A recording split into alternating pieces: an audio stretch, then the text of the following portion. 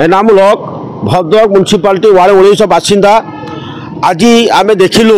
जो Bhadrak women's college पाखे रास्ता जो अवस्था थिला जीवा आसिया पे कष्ट होता से आज रास्ता निर्माण होगा जाऊँगी।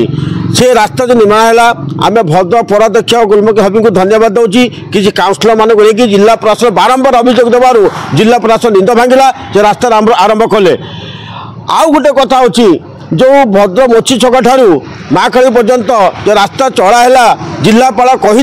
हनी बाबू का जो दुकान थी ना से दुकान भांगीदे 3 मास 6 मास भितर दुकान गुड़ा करने किंतु जिलापाल प्रतिश्रुति देते किंतु काम है ना। दुखर कथा जो रास्ता जो दुकानी गुण ना तो रास्ता काम कहीं कहूनी अवहेला कहीं होची। जो जगार प्राइवेट लाइन थिला से जगह उच्छेद कहीं होनी से टंका आसला बीजेडी सरकार समय से टंका गला कुआड़े प्रशासन कहीं निंदा भागुनी जिलापाल पाखर बारंबार पौराध्यक्ष आमर काउंसिलर मैंने जाकि अभियोग करते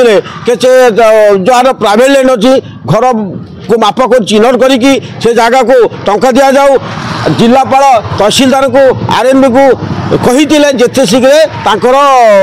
रेकर्ड पत्र करने तहसीलदार निजे कहले मुझे कहले आमर अलरेडी काम सरी जाइए जिलापाल को दिखाई सरकार को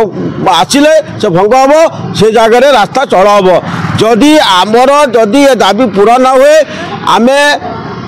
पौरपालिकार पौराध्यक्ष और काउंसिलर मान सहित आम जिलापाल पाखरे आंदोलन करने को चेतावनी दौचु।